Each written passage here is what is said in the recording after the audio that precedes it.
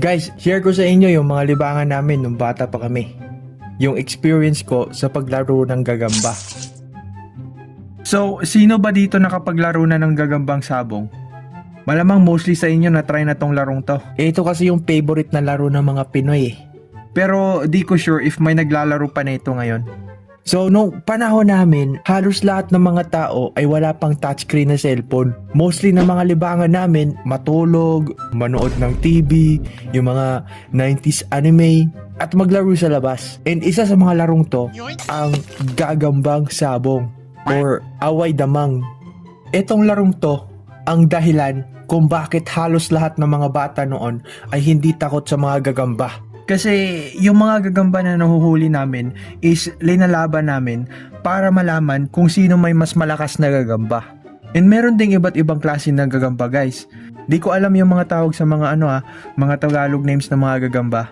Pero same lang naman tong mga to. Merong tambalayan, which is yung nakikita mo lang sa mga bahay-bahay.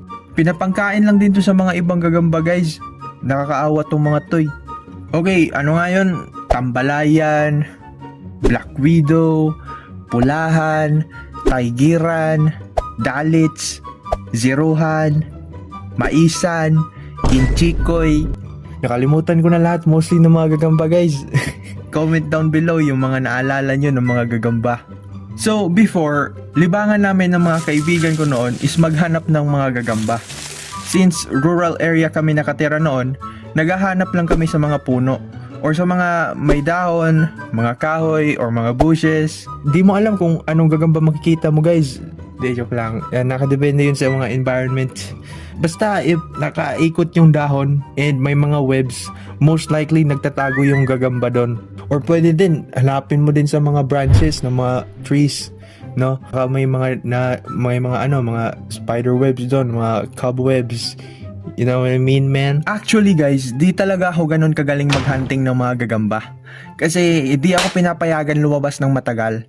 So, maliit lang yung oras ko sa pag-explore. Yung mga barkada ko talaga yung mga batak maghanap eh. So, ang ginagawa ng tatay ko para di ako maglakwatsa, kasi pinipilit ko talagang lumabas noon kasi gusto ko maglaro, is binibilhan niya ako ng mga gagamba sa mga tambay. Tapos binibigay niya sa akin. Ginagawa niya pa ako ng ng lalagyan ng gagamba. Di yung posporo. Noon kasi ako yung gumagawa ng lalagyan ng gagamba gamit ng cardboard tsaka mga cover ng notebooks tsaka scotch tape. Eh ayun, nakakatakas yung mga gagamba. Kahit pwede naman ikabit lang yung mga posporo gamit yung scotch tape. So syempre, since bata pa ako nun, nagsisinungaling ako at pinagmabayabang ko sa mga classmates ko na ako mismo naghunting ng mga gagamba. Pero di talaga ako kumuha nun. Ayaw ko kasing masar eh. So since yung mga gagamba ko is malalakas, syempre, lagi akong panalo. Di ko alam ano pinapakain nito nung past owner eh. Mga langaw ata, mga lamok, or mga gagamba. Bahala sila dyan. Basta panalo ako. Ang naalala ko, guys, is 3 gagamba yung binili sa akin ni Papa. Ang pulahan, yung may pula sa nila, mga galamay, mga arachnid legs. Mabilis din tong gumalaw, guys. Naiilagan yung mga supot ng kalaban. Yung taygiran, which is yung main ko, malakas to, men. Kasi nung pagkabigay sa akin ito is mataba na siya. Lagi itong panalo kasi mahirap masupot. Di na lambitin eh. Napapalagan talaga yung mga kalaban. Meron pang isa. Sadly, nakatakas yon yung ginagawan ako ng tatay ko ng bahay ng gagamba. May isa nata yun eh, yung kulay yellow na mabuhok. So, ito yung number 1 reason kung bakit ako laging nananalo sa gagambang sabong.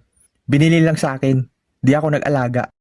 Pero share ko din yung experience ko, guys, sa paghunting ng gagamba. So, in game terms, mostly na mga nahahanap ko ng mga gagamba is mga common. Kasi yun nga, as I've said, yung mga kaibigan ko talaga yung mga batak maghanap. So, meron yung one time, while nag-hunting ako, nakahanap ako ng astig na gagamba.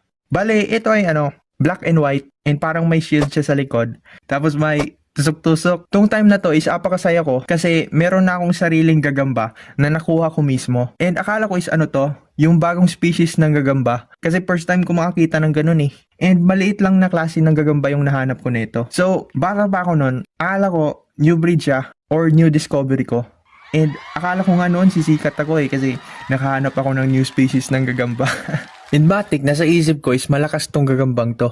Kasi yun nga, may shield, tsaka astig tingnan.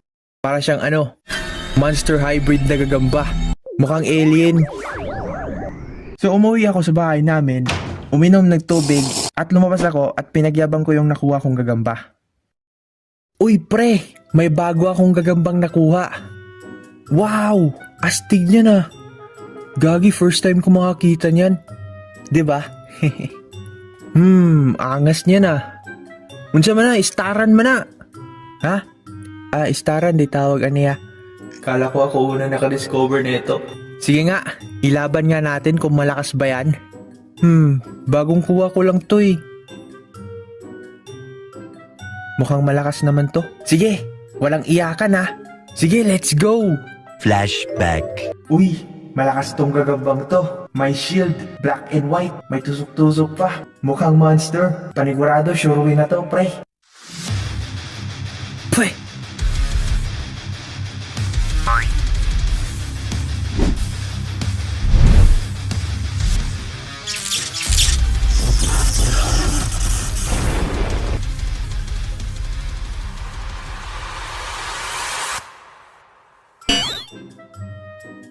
Hala, gagi! Hala, inaawat, madaya! Uy, madaya! Huwag mo awatin! Uy, tikas ano? No! Yung gagamba ko nasupot! So unfortunately, yung gagambang istaran ko ay natalo. Di ko alam if panglaban ba talaga tong gagambang to eh. Kasi ang hina gumalaw. Tsaka, maliit din na klase tong nakuha ko, men. And ito na ata yung last time na naglaro ako ng gagambang sabong. Parang naawa din ako sa sa gagamba. Pero yon, natalo ako and na-depress ako nung time na yon kasi nawala na yung unang gagambang nagustuhan ko talaga. Tsaka sa mga gagamba na binili ng tatay ko is ang ginawa ko, pinakawalan ko sila kung saan ko nakuha yung istaran. Kasi awang-awa ako guys. Ito yung time na na-realize ko na nakakaawa pala talaga yung mga gagamba. Laking tulong ng mga to sa ecosystem eh. Tapos mawawala lang para sa kasiyahan natin. No? So, yun yung gagamba experience ko, guys. So, kayo, ano gagamba experience nyo? Share nyo dyan sa comment section below. And sub na din kayo, guys. Road to 500 subs na tayo. Let's go! May aso pa. Bahala na siya dyan. So, yeah, 400 subs na tayo, guys. We're slowly heading towards 1K. Pero, parang malabo pa, pero okay lang yan. So, yun lang guys. Salamat sa support and thank you for watching this video. Yun lang.